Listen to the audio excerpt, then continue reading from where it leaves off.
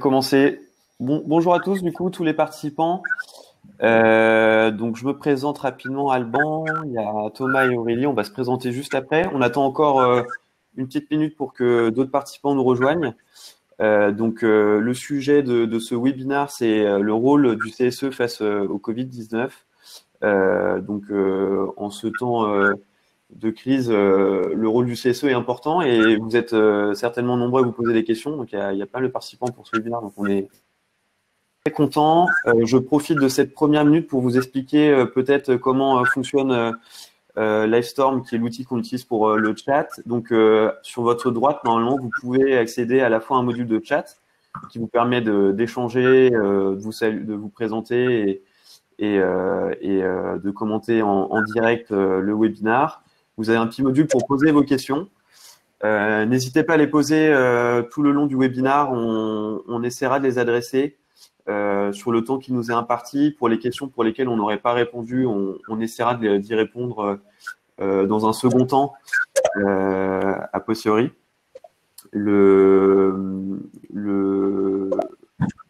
Ensuite, on a un troisième module qui est le module sondage.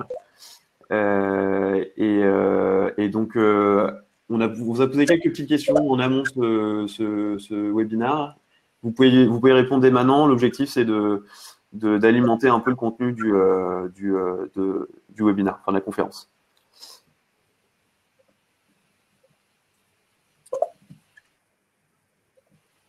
Ok.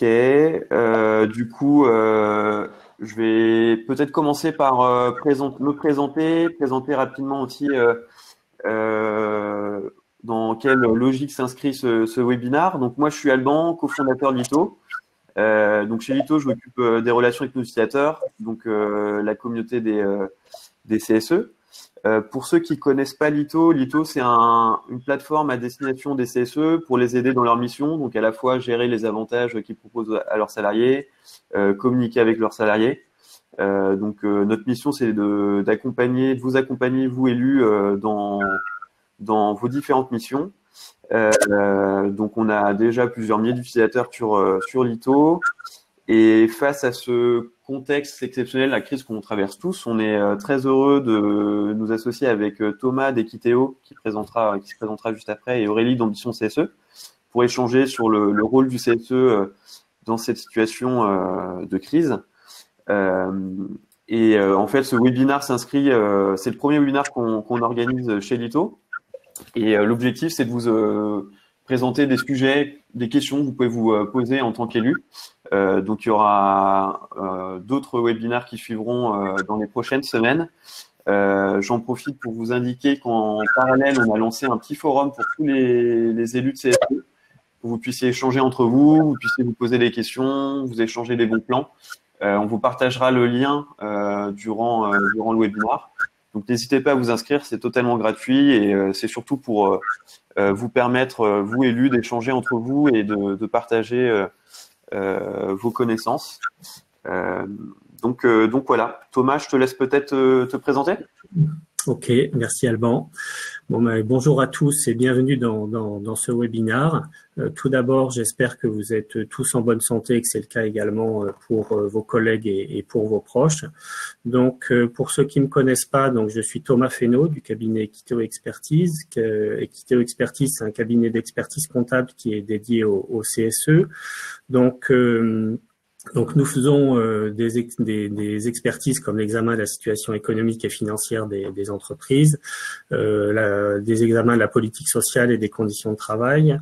On accompagne également les CSE lors de plans de sauvegarde de l'emploi et puis nous faisons également de l'assistance juridique. Nous nous interrogeons avec Lito déjà depuis un moment de savoir comment on peut répondre à vos questions, vous élus que vous nous posez régulièrement, et il nous est apparu que dans ce moment difficile, un webinar était peut-être la méthode ou le moyen le plus immédiat et le plus vivant pour répondre à vos questions et puis pour vous informer. Donc nous avons invité Aurélie Moreau, qui est juriste sociale d'Ambition CSE. Elle réalise de l'assistance juridique pour les CSE et puis également elle accompagne les délégués syndicaux dans l'appui à la négociation. Donc en clair, elle fait de l'ingénierie sociale pour les CSE et puis au service des salariés. Donc Equitéo Expertise et puis Ambition CSE travaillent déjà depuis nombreuses années ensemble, notamment sur les plans de sauvegarde de l'emploi. Et puis donc avec Lito plus récemment pour voir quels moyens on peut mettre en œuvre pour répondre au mieux à vos attentes. Donc déjà, je remercie vivement Lito d'avoir apporté les moyens techniques et organisationnels pour ce webinaire sans lesquels il n'aurait pas pu avoir lieu. Alors vous pouvez voir quand même que, enfin vous pouvez pas voir justement que Aurélie est là parmi nous, mais que pour l'instant on n'a pas l'image. Alors on aura le son, donc peut-être que l'image apparaîtra de temps à autre. Donc ça c'est parce qu'on est chacun chez soi et que on n'a pas forcément la bande passante suffisante. Donc sur les thèmes de ce webinaire, il y a le rôle du CSE dans cette crise sanitaire. Il y a aussi la question de l'activité partielle et des indemnités associées à ce dispositif. Et puis enfin, les mesures d'urgence en matière de congés.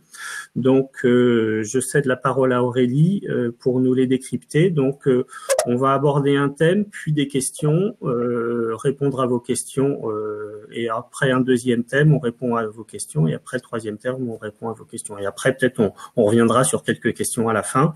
Et l'idée, c'est que on s'arrête à peu près à 10h30 au plus tard. Voilà, Aurélie, je te cède la parole. Bonjour à tous. Écoutez, en ce moment donc sur 3 thèmes qui nous ont paru les plus utiles pour vous. Donc le premier thème que nous allons aborder, c'est le rôle du CSE dans cette épidémie.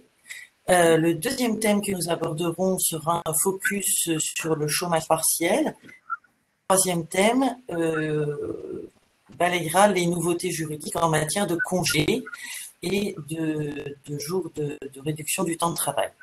Alors, sur le premier thème, ce que je vais vous dire en préambule, le plus important, c'est que d'abord, vous êtes élu par les salariés de votre entreprise pour les représenter et à ce titre, tout ce que vous transmettrez comme message à votre direction aura cette légitimité, c'est-à-dire le fait que vous soyez un salarié de cette entreprise donne une légitimité. Vous êtes le porte-parole des salariés, mais évidemment, vous n'êtes peut-être pas très à l'aise parce que vous êtes peut-être jeune élu et que nous sommes aussi dans des circonstances tout à fait inédites, donc vous n'avez pas pu vous préparer à ce qui se passe en ce moment.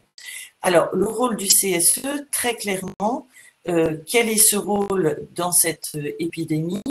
Comment ensuite on va pouvoir continuer à l'exécuter pendant cette période?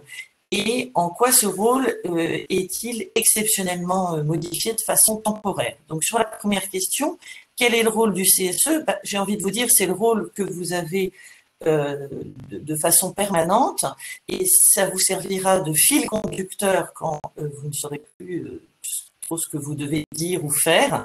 Votre rôle de CSE est de faire prendre en compte l'intérêt des salariés dans toutes les décisions que va prendre votre direction. Et vous allez l'exprimer principalement quand vous allez être consulté, c'est-à-dire qu'on va vous donner votre avis. Donc, la nature de votre pouvoir n'est pas modifiée en ces circonstances exceptionnelles. La nature de votre pouvoir est de donner une opinion, de créer une discussion pour que l'intérêt des salariés soit pris en compte dans les décisions que votre employeur est amené à prendre.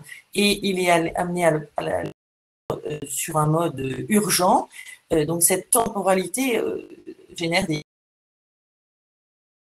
C'est pour ça qu'on a organisé ce webinaire très vite sur les points essentiels pour vous. Donc voilà votre rôle de façon générale. Ensuite, comment on va pouvoir continuer à l'exercer?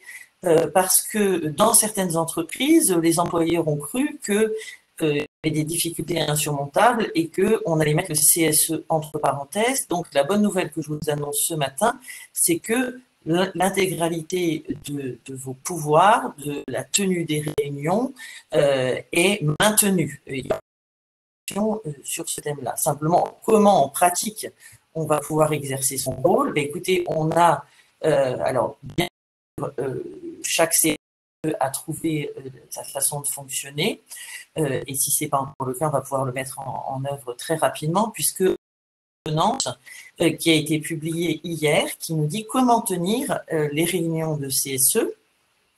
Donc, les réunions de CSE vont pouvoir se tenir par visioconférence après une simple information du CSE par l'employeur. Avant, on avait une restriction. On pouvait le faire que 3 fois par an, sauf si on avait un accord. Là, toutes les réunions utiles, c'est-à-dire à la fois les réunions ordinaires et les réunions extraordinaires qui pourront être et de façon illimitée.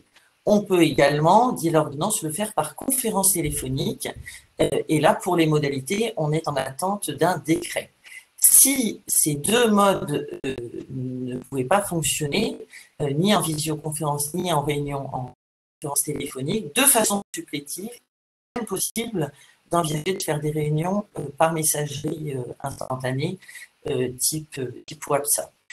Parce que l'idée de fond, c'est que tenir des réunions physiques est difficile dans les entreprises, voire impossible dans les entreprises où on est nombreux représentants du personnel en télétravail, et même pas pour des raisons sanitaires dans les réunions, dans les entreprises où les salariés travaillent toujours sur site.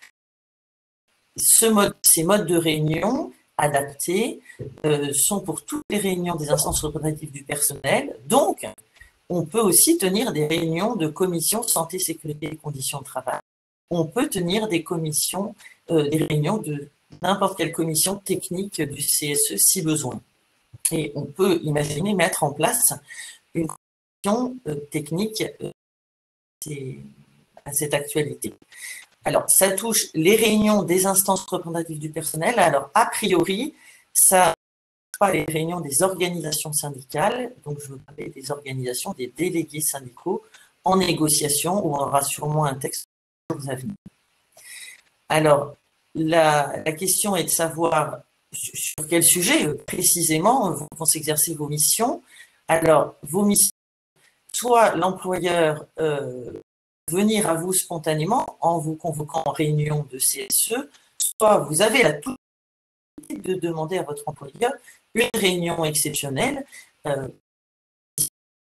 Il ne vient pas à vous et il devra vous réunir dans un délai. Alors, je vais vous parler. Pour l'employeur, il y a un certain nombre d'obligations de vous demander votre avis sur les décisions qui vont être prises.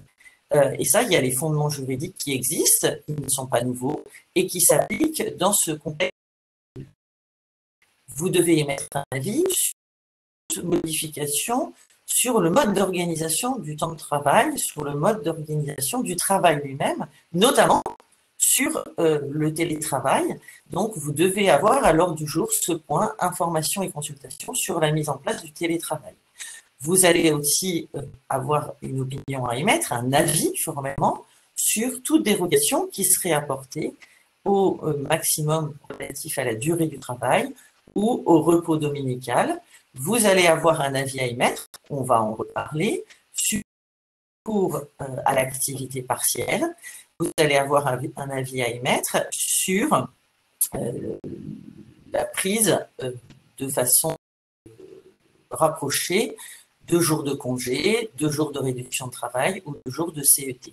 Donc, pour les jeunes élus, les règles habituelles s'appliquent, c'est-à-dire qu'on doit leur transmettre une information par écrit avant cette réunion pour qu'ils puissent préparer leur sujet et pouvoir discuter avec leur direction de la façon dont ça va s'appliquer concrètement dans leur entreprise à chacun des salariés. Simplement, on a des règles exceptionnellement modifiées de façon temporaire. Donc, ça veut dire que quand l'épidémie, le droit normal s'appliquera, et c'est des règles totalement exorbitantes du droit commun qui, malheureusement, vont faire fonctionner le CSE mode dégradé, puisque c'est le terme à la mode, mais il est bien éclairant sur ce qui se passe pour l'information et la consultation sur les l'ordonnance du 1er avril permet que l'information soit transmise au CSE sans délai et très clairement, ça signifie que l'obligation de vous transmettre une note d'information écrite n'existe malheureusement plus et donc la discussion va s'ouvrir directement en réunion de CSE et l'employeur a la possibilité de venir en parler au CSE de façon concomitante à sa mise en œuvre. Donc ça ne se passe pas comme ça habituellement. Il y a ce qu'on appelle un principe d'antériorité. Normalement, le CSE émet un avis et derrière, la direction peut faire rentrer en œuvre ça. Là, les choses vont se mener de façon parallèle, c'est-à-dire qu'on va pouvoir annoncer aux salariés qu'après-demain, ils doivent poser des jours de RTT, par exemple, et informer de façon simultanée le CSE. Donc, le CSE, il va falloir très rapidement qu'il ait une position collégiale pour dire ce qu'il pense de cette façon de faire, quelle garantie il aimerait que soit mis en œuvre pour les salariés, etc. Et pour le chômage partiel, on le reverra dans la seconde partie, pour le chômage partiel, l'avis du CSE qui va être émis, on aura 2 mois pour l'émettre, c'est-à-dire que, ce qui se passe d'habitude, on n'attendra pas l'avis du CSE pour faire la demande d'indemnisation auprès des organismes publics, on n'attendra pas l'avis du CSE pour mettre en œuvre le chômage partiel. Donc, comme c'est quand même un recul des droits du CSE, il n'émettra pas solennellement son avis avant que les mesures entrent en œuvre. C'est-à-dire que la première réunion de CSE, il faut engager la discussion avec la direction pour en comprendre tous les tenants et les aboutissants et voir dans quel sens on pourrait aménager les choses de façon plus favorable pour les salariés. Donc, on va revenir dans les parties suivantes sur ce rôle du CSE partiel et le rôle du CSE pour la prise de congés de façon anticipée. Sur cette partie... Petite question, Aurélie, de Margot qui l'a posée sur le chat de Livestorm. Si jamais les réunions, aujourd'hui, un CSE n'écrit pas de PV à la suite de ces réunions, est-ce que dans ce cas de confinement, c'est grave? Est-ce que c'est quelque chose auquel le CSE doit remédier? Alors, j'ai l'impression qu'on a perdu Aurélie.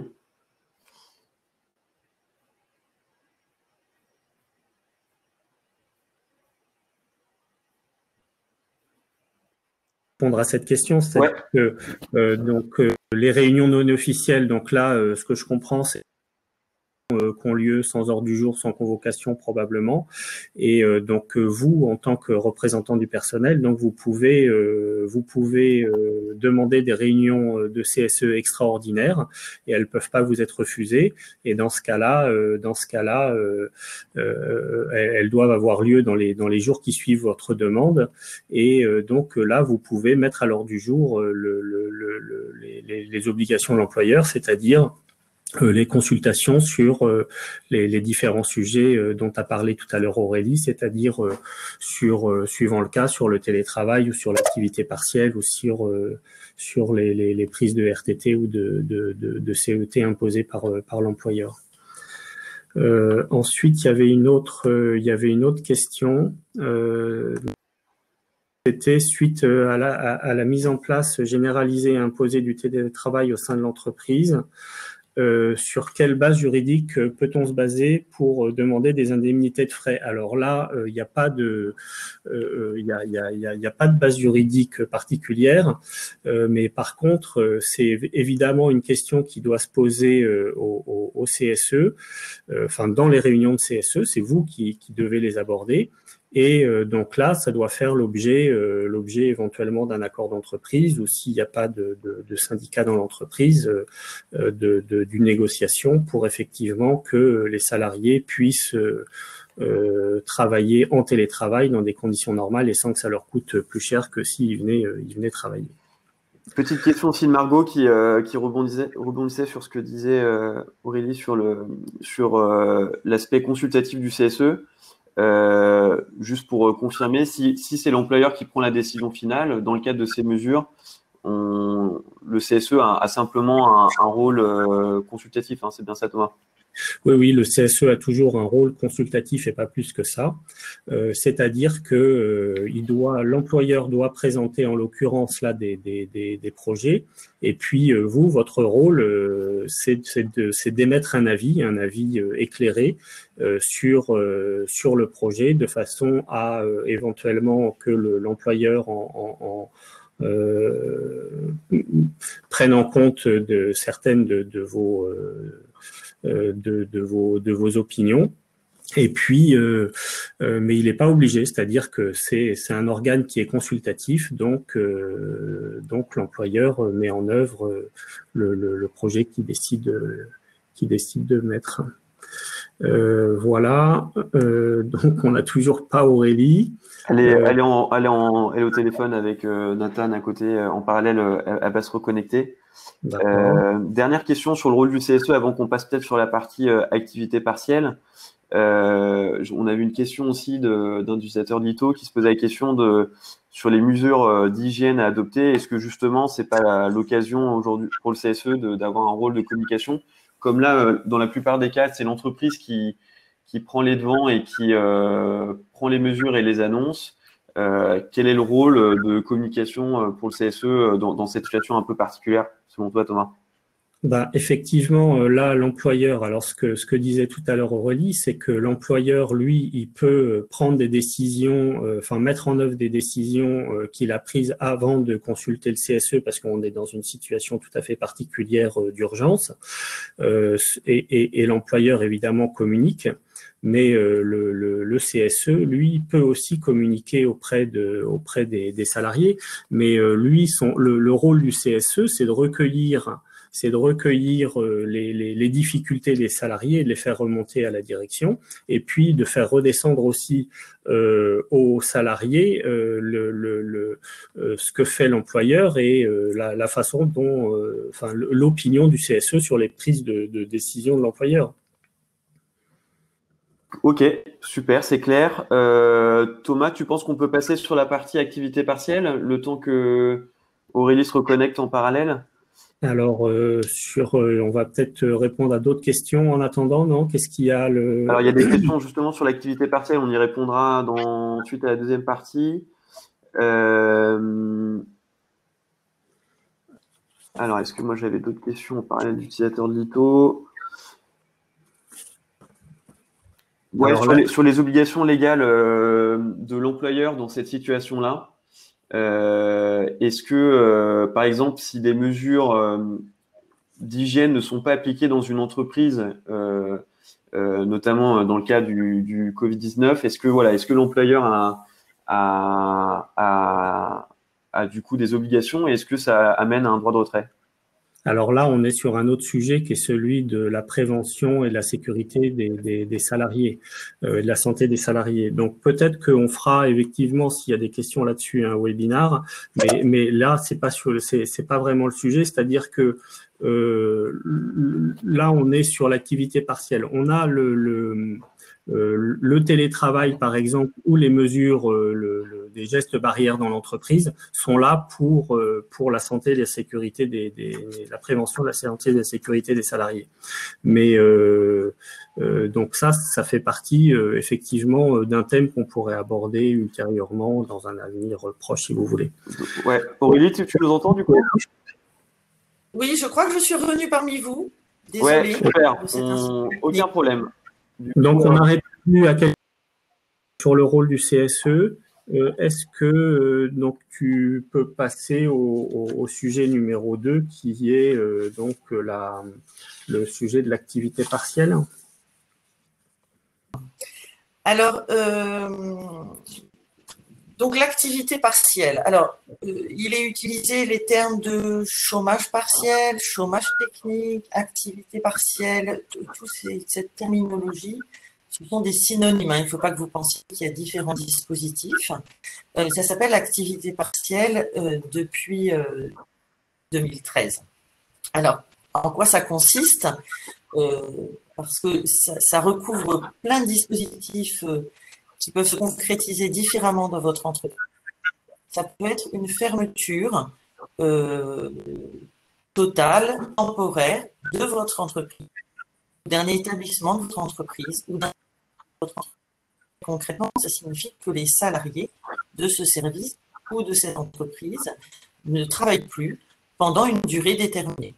Ça peut être simplement aussi une réduction temporaire de votre temps de travail et la proportion de travail qui subsiste et la proportion de chômage partiel est à apprécier dans chaque entreprise en fonction du service dans lequel vous travaillez ou en fonction de la mission sur laquelle vous étiez concentré avec un groupe de salariés. Ce qui peut amener même dans la même entreprise à avoir, selon les services ou selon les équipes, des dispositifs qui sont appliqués différemment. Donc ça, c'est assez déroutant parce qu'il va relever du pouvoir de décision de l'employeur qui va interroger chaque manager de savoir quelle est la quantité de temps de travail utile et nécessaire pour pouvoir mener à bien le reste du travail,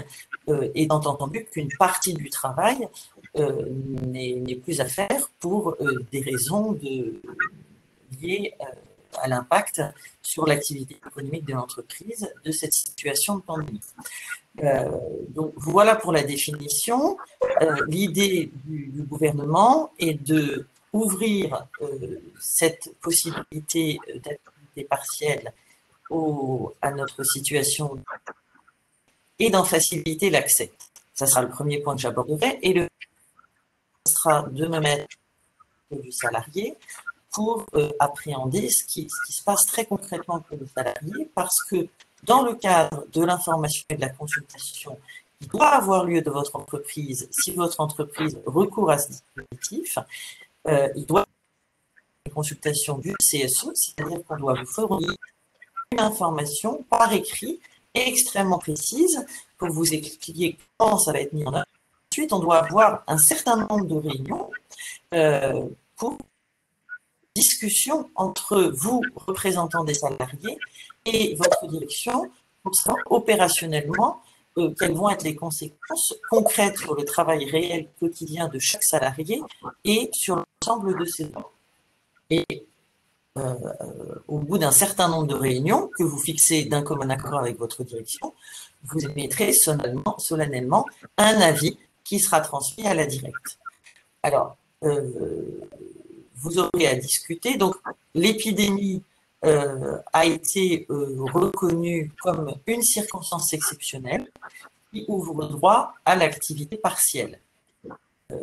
Ça, c'est l'ouverture du droit. Ça ne signifie pas que toutes les entreprises vont être éligibles à ce dispositif. Votre entreprise va être éligible à ce dispositif si elle remplit une des trois conditions suivantes, c'est-à-dire que soit elle est dans le champ d'un arrêté qui oblige votre employeur à fermer votre entreprise, soit on va être dans une situation économique. Je reviendrai sur ce point puisque ça doit être le point qui concerne la majorité d'entre vous. Le troisième cas, c'est une impossibilité de mettre en œuvre les mesures de prévention sanitaire qui sont exigées par le gouvernement. Donc, je reviens sur le deuxième motif qui serait des raisons économiques. Les raisons économiques, c'est l'employeur va devoir développer ces motifs dans la demande qu'il va faire à la directe. Et il va devoir développer en face de son CSE dans la note d'information et ensuite vous la présenter et la discuter avec vous. Ce motif, c'est quels sont les effets sur l'activité de votre entreprise de cette épidémie. Vous voyez qu'on n'a pas un accès direct à toutes les entreprises. Comme je vous disais, il va falloir démontrer que il y a un effet sur l'activité économique de votre entreprise et il va falloir développer quelle est l'ampleur des difficultés qui vont être rencontrées si on ne recourt pas à ce chômage partiel, l'ampleur des difficultés et sa déclinaison concrète sur chacun de vos emplois.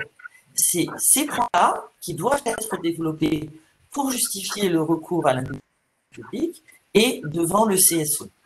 Donc, très concrètement, si je vous disais qu'on peut avoir des modes différents de chômage partiel au sein de votre entreprise, service, par mission, par établissement, c'est-à-dire qu'on va avoir à développer peut-être autant de fois cet argumentaire technique, quel est l'impact sur mon activité, quel est l'impact sur l'emploi de chacun, que de cas différents, de pourcentages différents de temps de travail maintenu.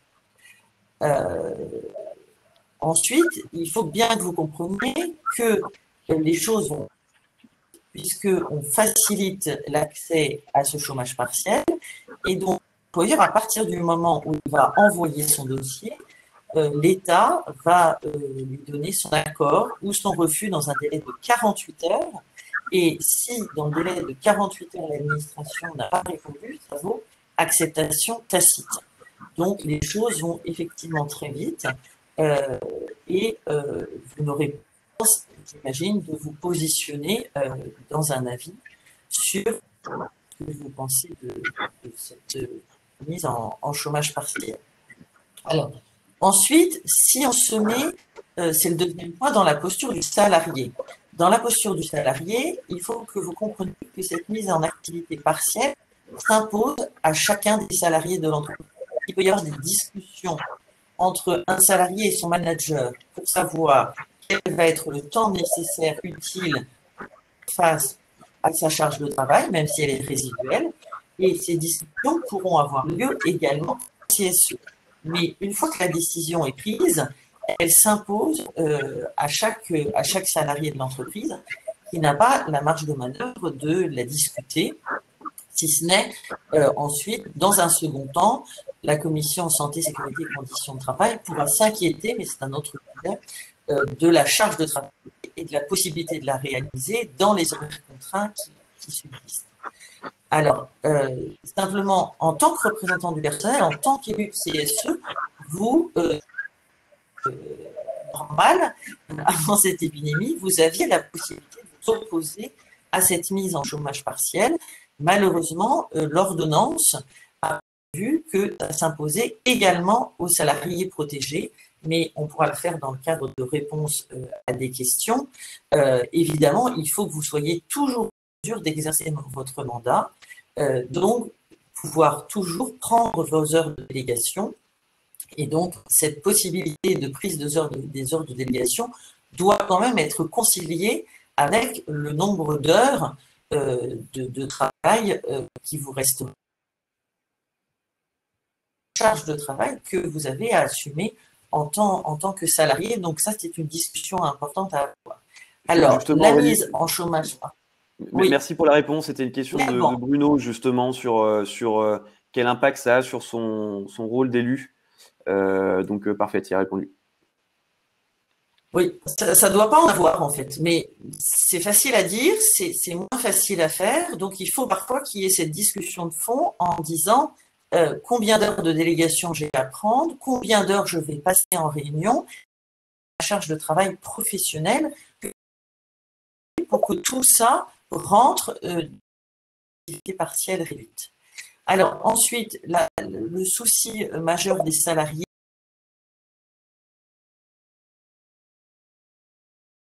perdu Aurélie une deuxième fois. Donc, ce que je vais faire, c'est peut-être répondre à une partie des questions là qui ont été posées. Elles sont nombreuses.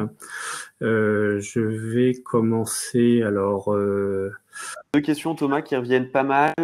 Une de Bruno et une de, je sais plus. Il me semble que c'était Romane. Donc, la première, c'est sur l'impact du temps partiel sur les congés payés RTT, et la deuxième était l'impact de l'activité partielle sur la cotisation retraite. Alors, sur la cotisation retraite, j'ai pas la réponse et je vais attendre Aurélie. Sur les congés payés, normalement, on est toujours en acquisition de congés payés quand on est en activité partielle. Par contre, sous couvert de la réponse d'Aurélie, je crois que les RTT, on n'est pas en acquisition. J'avais vu d'autres questions, donc c'était sur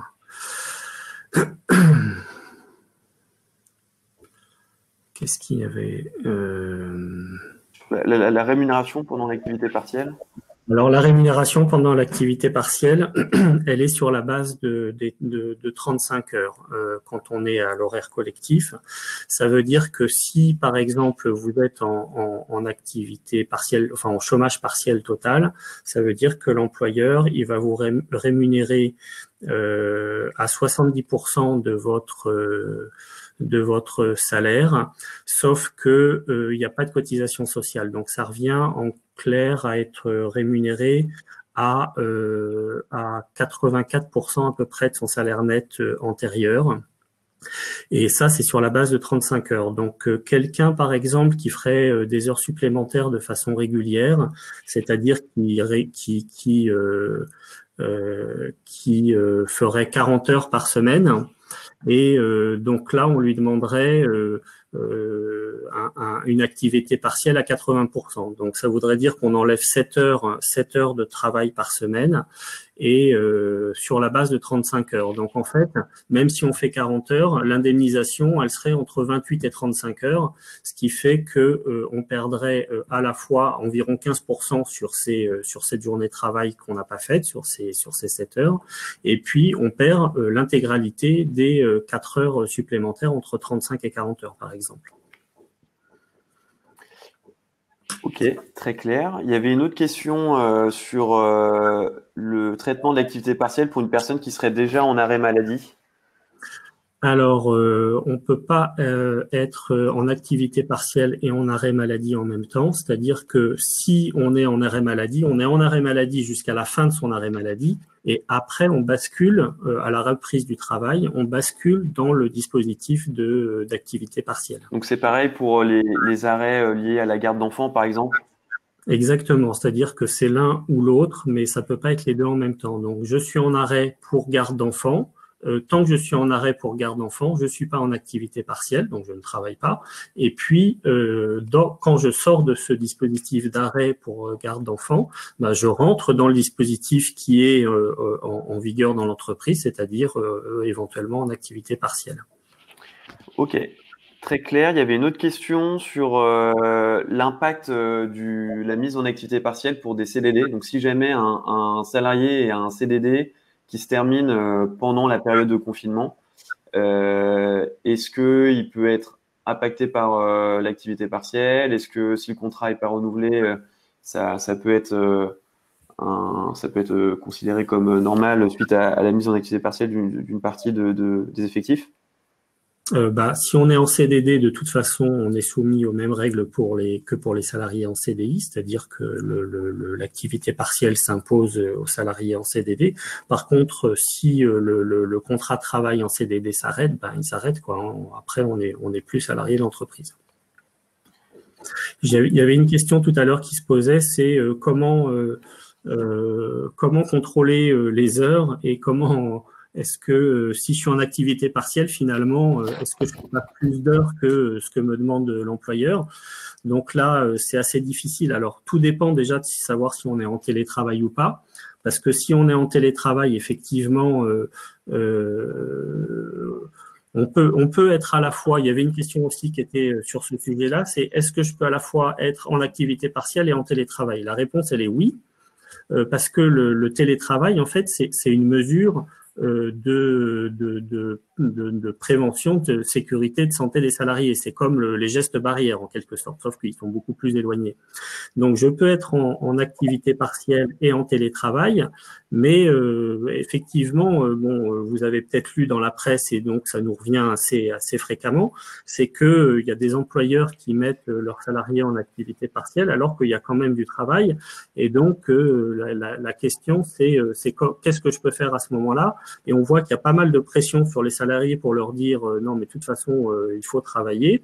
Et puis, on s'en souviendra parce que bon, il y a quand même un risque de plans sociaux dans les mois qui viennent. Et de toute façon, les services de l'État ont dit qu'ils feraient des vérifications et contrôles a posteriori, et les amendes et les sanctions sont relativement élevées. Donc, il ne faut pas trop s'amuser à ça a priori quand même. Ok, super. Merci Thomas. Aurélie est de retour. Pour info, Aurélie, j'ai enlevé ta webcam. Je ne sais pas si ça aura un impact sur le niveau de ta connexion. Donc, merci pour ta présentation de l'activité partielle. Pour info, ça concerne 79% des participants du webinaire. Donc, c'est un sujet qui est important pour pas mal de gens qui sont là. Il nous reste 20 minutes. Est-ce que vous voulez peut-être passer sur la partie congé ou Aurélie, tu voulais peut-être ajouter des choses sur la partie activité partielle? En fait, je ne sais pas jusqu'à quand vous m'avez entendu, mais je voulais revenir juste en quelques instants sur le fait que le salarié, s'il n'a pas un accord de branche plus favorable, va toucher 84% de son net. Mais il faut vraiment que dans chaque entreprise, on se soucie de savoir ce qu'il y a dans la base de calcul de ces 84% et de savoir si les éléments qui ne sont pas dans la base ne seront pas impactés par le fait d'être en chômage partiel. Donc ça, il faut faire une étude prime par prime, 13e mois, prime de vacances, etc., pour que vous n'ayez pas de mauvaises surprises ensuite par la suite en ayant des rémunérations impactées. Alors, je passe au troisième sujet. Aurélie, pardon, je t'interromps. On a répondu à quelques questions pendant ton absence. Il y en a une à laquelle on n'a pas eu la réponse, c'est sur pendant la mise en activité partielle, est-ce que ça a un impact sur la cotisation retraite et du coup les retraites des salariés? Alors, a priori non, mais ça sera un point à vérifier. A priori, il n'y a pas de cotisation retraite et la retraite est maintenue. Il y a juste encore une question sur le montant de la retraite qui serait versé sur le différentiel entre 100% et 84%. Ce point n'est pas encore tranché, donc on surveille les évolutions sur ce sujet. Super. Et dernière question de Victor qui est assez plébiscitée. Au sein d'une même entreprise, est-ce qu'il est possible d'avoir deux équipes deux équipes différentes et une équipe avec du chômage partiel et une équipe qui continuerait à travailler à temps plein parce que son activité n'est pas impactée de la même façon? Oui. C'est assez déroutant, mais c'est tout à fait envisageable puisque la quantité de travail restant ou de travail à réaliser est vraiment calculée en fonction de l'impact sur l'emploi, de l'impact sur l'activité de ce service dû à l'épidémie. Donc, on peut même avoir des entreprises, j'en ai dans mes clients, où certains salariés sont mis en chômage partiel j'ai envie de dire total, ils ne travaillent plus du tout. D'autres ont une proportion de temps de travail différent, sachant que d'autres, en même temps, pour lesquels on recourt même à des dérogations parce qu'ils ont une surcharge de travail et ils vont être amenés à travailler plus d'heures que d'habitude. Alors, peut-être une petite précision à ce propos. Être précisément justifié. Peut-être une précision à ce propos, c'est que dans un service, si tout le monde a la même activité, on est tous au chômage partiel au même niveau. C'est-à-dire que l'employeur ne peut pas choisir entre les salariés en disant « toi, tu es en chômage partiel à 100%, puis toi, tu travailles à 100%. » Ça, c'est pas possible. Non, ça serait discrétionnaire. Mais on peut avoir, ça c'est le dernier mode d'aménagement, des services dans lesquels chacun occupe le même poste, comme dans l'exemple de Thomas, et où on va mettre les gens en chômage partiel par roulement, afin qu'ils ne soient pas, par exemple, géographiquement sur site, parce que leur présence sur site serait obligatoire, qu'ils ne soient pas physiquement présents en même temps. Donc, on va les mettre, par exemple, S'ils sont deux, on les met à mi-temps, mais ils travaillent un jour sur deux pour ne pas être en présentiel en même temps. Ok, dernière petite question sur le sujet de Margot. Elle se demandait si les commerciaux qui ont une part de salaire variable, est-ce que le variable est pris en compte dans le calcul d'indemnité pendant l'activité partielle? Non, alors le variable n'est pas pris en compte, mais c'est typiquement un élément sur lequel il va falloir discuter parce que j'imagine que l'atteinte des objectifs qui étaient demandés va être impactée par le fait qu'on est en activité partielle. Et donc, il va falloir trouver une solution pragmatique avec la direction, soit pour redéfinir ces objectifs par avenant avec le salarié, donc le salarié a un pouvoir de négociation, soit considérer que les objectifs sont atteints sur les périodes où on ne travaille pas, soit la direction RH sur les sites RH est de neutraliser les faits. Donc, il faut voir ce que ça veut dire neutraliser pour chaque mode de calcul de partie variable. Voilà, donc ce qu'on peut ajouter aussi, c'est que donc il y a des règles de base d'indemnisation de chômage partiel, mais par contre, il est toujours possible pour l'employeur de faire plus, c'est-à-dire de rémunérer ses salariés jusqu'à 100% malgré l'activité partielle. Il y a une question tout à l'heure qui est passée, il me semble, c'était de savoir si les accords de branche s'appliquaient sur l'indemnisation à 100% pendant cette période-là. Et donc, à ma connaissance, Aurélie, donc ces accords de branche s'appliquent toujours. Hein. Tout à fait. Tout à fait. Il n'y a pas d'exception à l'application des accords de branche. Donc, faire mieux que l'indemnisation de base par l'État, ça se négocie. Hein. Ça, vous pouvez toujours le négocier, c'est possible. Pour prendre en compte effectivement des situations particulières où, par exemple, on aurait un horaire annualisé où on a des semaines où on va faire 45 heures et puis des semaines où on va faire 30 heures. Donc, si on fait des semaines de 45 heures au moment où on est indemnisé sur 35, donc là, effectivement, on serait peu indemnisé par rapport au volume horaire qu'on fait. Et donc, effectivement, là, se pose la question de compléter en fait l'indemnisation de l'État. Et de la même façon pour les commerciaux, par exemple, qui auraient donc une part variable importante et qui ne serait pas indemnisée du coup par l'État. Super, c'est très clair. Aurélie, tu veux peut-être passer sur la troisième partie? Oui, bien sûr. Alors, sur la troisième partie qui traite des congés et des journées de repos, la question s'est très vite posée en ces termes. Des salariés avaient déjà posé des congés avant que nous ne soyons confinés et souhaitaient les déplacer pour en profiter pleinement à une époque où ils seraient libres de leurs déplacements et de leurs activités. Donc ça, pour répondre à cette problématique, légalement, on ne peut pas imposer à l'employeur de déplacer ses congés parce qu'il tomberait pendant cette période de confinement et on ne pourrait pas vaquer à ses occupations favorites. Ça, c'est un premier point. Évidemment, si l'employeur est d'accord pour qu'il soit reporté, il n'y a pas d'obstacle à le faire, mais la majorité des employeurs le refusent. Ensuite, on a une ordonnance du 25 mars, donc de mercredi dernier, mais le temps passe très vite, qui fixe de façon temporaire des dérogations aux règles habituelles de pause des congés payés et des jours de réduction du temps de travail et des jours qui sont peut-être sur votre compte épargne-temps. Donc, ces dérogations sont ouvertes jusqu'au 31 décembre 2020. Donc, il faut penser à ne pas réfléchir à court terme pour notre mois d'avril et mai, mais savoir que les engagements qui vont être pris peuvent s'appliquer jusqu'au 31 décembre. En matière de congés payés, l'employeur, il y a une nouvelle règle qui va permettre d'imposer 6 jours de congés payés ouvrables. Donc, la retranscription en ouvré serait de 5, c'est-à-dire une semaine, avec la possibilité pour l'employeur d'imposer la prise de ces congés avec un délai de prévenance seulement de 1 jour franc. Un délai de prévenance de 1 jour franc, ça signifie quoi? Ça signifie je donne l'ordre que le salarié prenne un jour de congé payé, on a une journée le lendemain et le 3e jour, les congés peuvent être pris. Alors que habituellement, ce délai pour l'employeur pour imposer des congés payés est de 1 mois. Donc, 6 jours ouvrables de congés payés.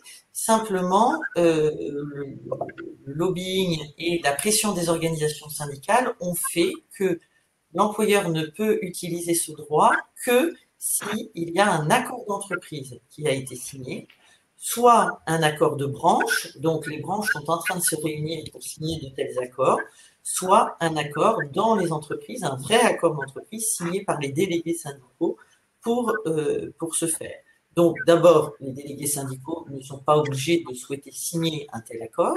S'ils refusent, on reste sur le délai habituel où l'employeur ne peut imposer qu'au bout d'1 mois des congés payés. Ensuite, l'employeur a la possibilité d'imposer la prise de jours de réduction du temps de travail ou la prise de jours qui sont épargnés sur votre compte épargne-temps. Cette possibilité, il peut le faire unilatéralement, c'est-à-dire qu'il n'a pas besoin, comme dans le premier cas pour les congés payés, d'accord d'entreprise ou d'accord de branche, mais il doit demander l'avis de son CSE. C'est bien un sujet de consultation du CSE, donc ça permettra au CSE de donner son opinion, de savoir dans quel cas on pourrait recourir à ça, sur quelle période. On a le droit d'améliorer ce délai de prévenance de 1 jour franc. On a le droit de se soucier comment les salariés vont être informés, selon quelle modalité et selon quel niveau de clarté sur les enjeux. Alors, dans ces jours de RTT et ces jours de CET, l'employeur va pouvoir imposer la prise sur 10 jours maximum. Et ça, c'est un maximum. Donc, c'est-à-dire qu'on va pouvoir, dans les discussions avec le CSE, essayer d'imposer un nombre de jours moindre. Et pour répondre à une précision demandée par l'un de mes clients, ces jours de RTT, si vous n'avez pas de jour de CET, on peut en imposer 10 jours, mais on parle bien, dans vos accords d'entreprise, des jours à l'initiative du salarié. C'est-à-dire que l'employeur a toujours la possibilité d'imposer les jours de RTT dont il avait le droit de choisir les dates, mais peut-être que d'habitude, il choisissait toujours de vous le lendemain de Noël, mais que cette année, il va choisir de vous donner lundi prochain en jour de RTT imposé. Donc, quand on dit que l'employeur peut imposer 10 jours de RTT maximum, il s'agit bien des jours de RTT qui, dans vos accords, étaient à l'initiative du salarié. Alors, il faut se souvenir qu'il peut le faire, et c'est très important, c'est écrit dans les ordonnances, les organisations syndicales y tenaient beaucoup, si l'intérêt de l'entreprise le justifie au regard des difficultés économiques liées à cette épidémie. Donc, cet élément doit également être justifié.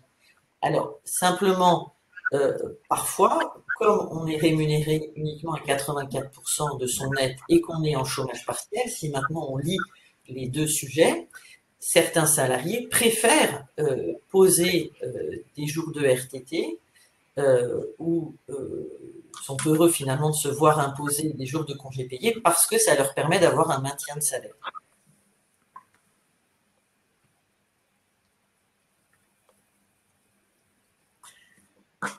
Alors, il y a aussi une petite précision suite à des questions. Je vais au-devant sûrement peut-être de questions que vous vous posez. Parce que de mon observatoire, ce sont les questions que mes clients me posent. On m'a déjà demandé si ce que l'employeur pouvait imposer, c'était en matière de congés payés, si c'était des jours ouvrables qui restaient à prendre avant le 31 mai seulement.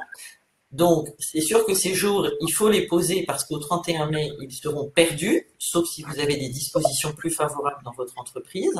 Mais il semble, d'après la rédaction du texte, que l'employeur puisse aussi vous imposer des congés payés qui étaient à prendre à partir du 1er juin 2020, puisque le texte dit que c'est des congés qui pouvaient être pris, y compris avant l'ouverture de la période d'été. Donc ça pourrait permettre d'imposer 6 jours de congés payés avant le 31 mai à des salariés qui auraient déjà épuisé leur droit à congé de cette année. Aurélie, petite question de Anthony. Voilà.